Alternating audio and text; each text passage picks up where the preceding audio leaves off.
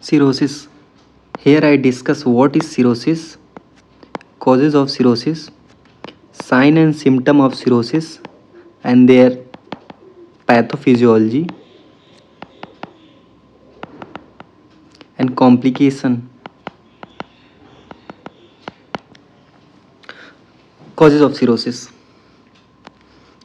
Viral hepatitis. Chronic viral hepatitis B, C, and D. D occurs with B. And alcohol related disease, non-alcoholic steatohepatitis, and autoimmune hepatitis, primary biliary and sclerosing cholangitis, and genetic hemochromatosis, Wilson's disease, alpha 1 antitrypsin deficiency. Toxins may rarely cause chronic liver disease. All these cause severe and or chronic hepatocyte injury that overrides the regenerative capacity, and that cause fibrosis. Fibrosis leads to cirrhosis. Mild fibrosis may be reversible with treatment of underlying cause. What is cirrhosis? Cirrhosis is irreversible formation of fibrosis within the hepatic cells. Regeneration is hepatic cells. Regeneration is restricted to form nodules of poorly functioning cells. Findings in cirrhosis: on USG, nodule or shrunken liver, increased liver stiffness on transient elastograph, and diffuse fibrosis with nodular regeneration on biopsy.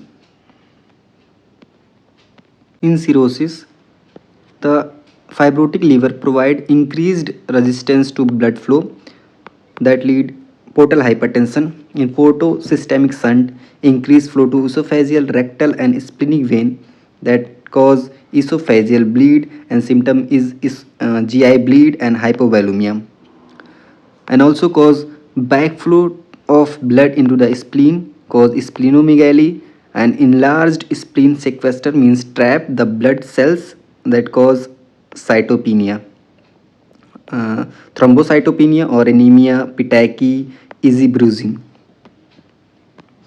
Portal hypertension that also cause vascular stretch, that release the endothelial vasodilator like nitric oxide, and vasodilators enter into the systemic circulation, cause pulmonary vasodilation, and that cause cells into the pulmonary vasculature have less time for gaseous exchange, that lead to hepatopulmonary syndrome. Symptoms are dyspnea, hypoxemia. It is worsen when upright.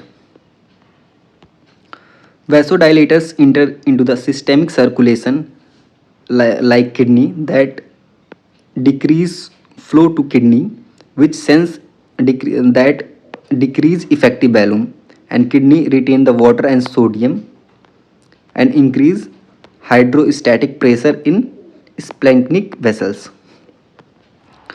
Here kidney retain water and sodium that also release the vasodilator, endothelial vasodilator. By hepatic insufficiency, decrease albumin synthesis, and that decrease the capillary oncotic pressure. Capillary oncotic pressure and increased hydrostatic pressure in splanchnic vessels that leads to net fluid flux out of the vasculature into the interstitial space, cause ascites and peripheral edema.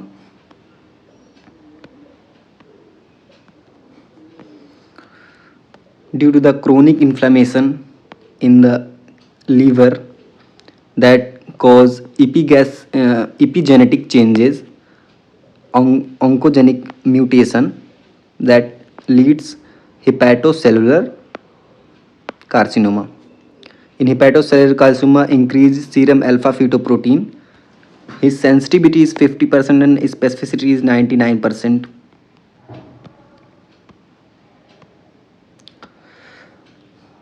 Fibrosis. Fibrosis disrupts the normal function of the hepatic lobules that leads hepatic insufficiency. Also decrease the synthetic function of liver and decrease thrombopoietin synthesis leads to thrombocytopenia. Decreased synthesis of clotting factor like 5, 7, 9, 10, 11 and 12, fibrinogen, prothrombin and also anti-clotting factors, anticoagulant proteins, antithrombin, protein CS that leads unpredictable imbalance of hemostatic and anticoagulant factors that cause elevated INR maybe with the coagulopathy.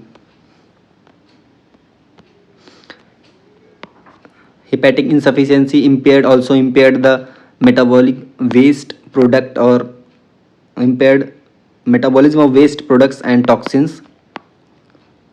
Toxins may be mainly ammonia accumulates and cross the blood brain barrier that leads to hepatic encephalopathy, and they cause a day night reversible sleep pattern means this sleep pattern disturb.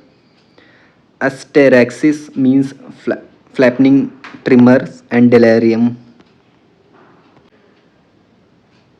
Liver insufficiency that decrease the conjugation of bilirubin, decrease the secretion of bilirubin into the bile duct, and also decrease the drainage of bilirubin into the hepatic duct. All these cause accumulation of serum bilirubin that more than 30 micromole per liter that cause the jaundice, scleral icterus and jaundiced frenulum.